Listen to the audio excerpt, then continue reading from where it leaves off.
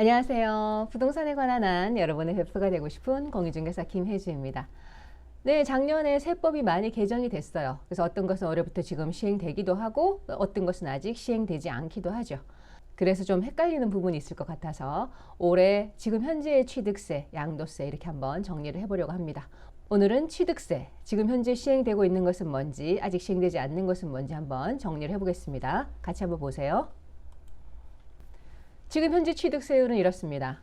6억 이하는 1%, 6억에서 9억 사이는 1에서 3% 사이 금액 따라 왔다 갔다 하는 거고요. 그리고 9억은 초과하면 3%, 원시 취득, 신축하는 그런 원시 취득과 상속은 2.8%, 그리고 증여, 무상 취득은 3.5% 해서 여기에 지방교육세가 다 10%씩, 거기에 10%씩 붙으니까 1%에 0.1% 이렇게 붙는 거고요. 그리고 농어촌 특별세는 9억 원 초과까지의 이 거래에서는 전용 면적 8호 평방미터 초과 시, 보통 우리가 말하는 33평, 32평 이 거래시는 이상 거래시는 0.2%가 추가로 붙습니다. 이렇게 세 가지가 붙습니다. 이 면적이 넘어서면. 그리고 나머지 이렇게 붙고요. 상속은 2.8%라고 말씀드렸는데 무주택 가구가 상속을 받아서 1주택이 되는 경우는 0.8%를 적용합니다. 이게 지금 현재 취득세율입니다. 그리고 여기 중과세율이 또 있죠. 다주택자, 법인 등 중과세율이 아직 없어지지 않았습니다. 완화되지 않았습니다. 그래서 조정지역 1주택, 비조정지역 2주택까지는 일반 세율을 적용하고요. 아까 본 취득세율 적용하고요. 조정지역 2주택부터 비조정지역 3주택부터는 이렇게 이제 중과가 되죠. 그리고 무상취득 3억 원 이상의 조정지역 무상취득 증여 시에는 12%가 붙습니다. 요게 이제 정부 안이 완화안이 지난 2022년 12월 20일 날 나왔잖아요. 요까지는 2주택까지는 조정지역이든 비조정지역이든 모두 일반 세율을 적용을 하고 여기서부터는 이제 절반 12%면 6%, 8%면 4% 이렇게 절반씩 줄이겠다. 그리고 무상취득은 모두 3.5%를 하겠다. 이렇게 이제 정부의 안이 있었는데 완화안이 있었는데 아직 국회를 통과 못했습니다. 그래서 지금 시행되지 않고 있습니다. 예, 이렇게 정리를 해놨습니다. 정부의 취득세 완화 개정안 지난 12월 21일 이후 취득분부터 소급 적용하겠다. 법이 나중에 통과되겠지만 그때 통과되면 여기 12월 21일 이후 취득분부터는 다 소급해서 적용해주겠다. 이렇게 이제 발표를 했었는데 아직 국회를 통과 못하고 개정되지 못했습니다. 그러니까 이 부분 감안하셔서 거래하시면 되겠습니다. 그리고 올해부터 시행되는 거 일시적 2주택 처분기한이 연장됐죠. 그러니까 조정지역, 비조정지역 상관없이 무조건 3년으로 늘어났습니다. 취득세, 양도세 모두 무조건 3년으로 늘어났고요. 그리고 생애 최초 취득세 감면이 좀 늘어났습니다. 완화되었습니다. 그전에는 4억 원 이하의 주택만 해당이 됐었는데 주택가액이 12억 원으로 늘어났어요. 한번 보시겠습니다. 무주택 확인 범위는 본인 및 배우자의 주택입니다. 본인 및 배우자의 주택수를 헤아려서 아무도 주택이 없었으면 생애 최초이면 그러면 취득세를 감면받는데 취득 당시 주택가액이 12억 원 이하여야 되고요. 그리고 최대 200만 원 한도 내에서 200만 원이 넘는다면 200만 원까지이죠. 이렇게 감면을 해줍니다. 그리고 기간을 2025년 12월 31일까지 연장했습니다. 연장했고요. 여기서 좀 유념하셔야 될 게 감면 요건이 충족이 안 되면 지금 감면 받더라도 나중에 추징돼서 나옵니다. 요거 잘 유념하셔야 됩니다.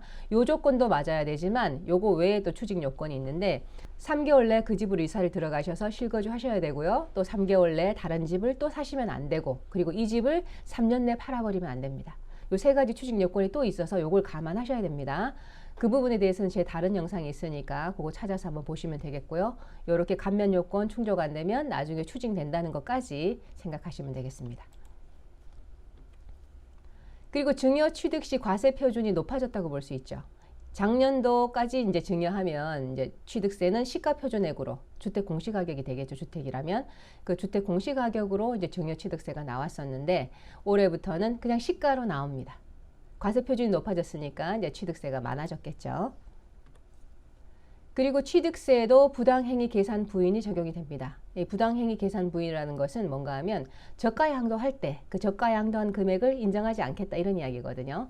한번 보시겠습니다.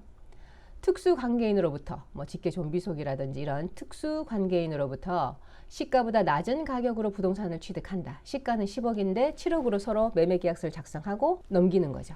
그런 경우 시가와 취득 가격의 차액이 3억 원 이상이거나 시가의 5% 이상이라면 이 둘 중에서 작은 금액이 적용됩니다. 둘 중 작은 금액 적용해서 이 기준을 넘어선다면 실제 취득액이 아닌 실제 취득액은 서로 이제 매매계약서를 작성한 그 가격이죠. 그 실제 취득액이 아닌 시가를 기준으로 취득세를 부과합니다.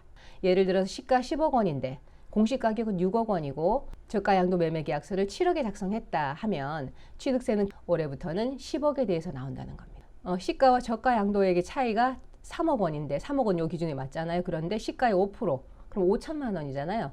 그 둘 중에 작은 금액이 5천만 원이기 때문에 서로의 차익이 5천만 원 이상이기 때문에 그냥 시가를 기준으로 취득세 과세 표준을 정하겠다 이런 이야기입니다. 취득세에서도 저가 양도 금액이 넘어가면 인정을 안 해준다 이런 이야기고요. 그리고 하나 더 이제 팁을 드리자면 취득일, 양도일이라는 것이 잔금일이잖아요. 보통 매매 계약을 하면 잔금일이 취득일이 되고 양도일이 되거든요. 그런데 양도세 같으면 잔금일에 만약에 세대 분리가 안 돼 있으면 그냥 끝이에요. 더 이상 뭐 어떻게 할 수가 없지만 이 취득세에서는 부모님 집에서 독립해서 새 집을 하나 사는 거예요. 그런 경우에 잔금일까지 세대 분리를 안 하고 있었다면 취득 후 60일 이내에 세대 분리를 하면서 그 취득한 주택으로 주소를 이전하면 그때 늦게 주소 이전해도 별도 세대로 인정을 해주고 그에 맞게 취득세 납부하는 것을 인정해주겠다는 거죠. 이해하셨죠? 그러니까 취득 후 60일 이내 취득세 낼 때까지 세대 분리를 하고 그리고 취득한 주택으로 주소 이전을 하면 별도 세대를 인정해 줍니다. 요거 잘 활용하세요. 네, 오늘 이렇게 2023년 취득세 어떤 것이 개정되었고 어떤 것이 아직 개정되지 않았는지 정리를 해드렸습니다. 오늘 영상이 도움이 되셨다면 구독과 좋아요 부탁드려요. 저는 다음에 또 다른 좋은 영상으로 찾아뵙겠습니다. 지금까지 여러분의 부동산 베프 공인중개사 김혜주였습니다. 감사합니다.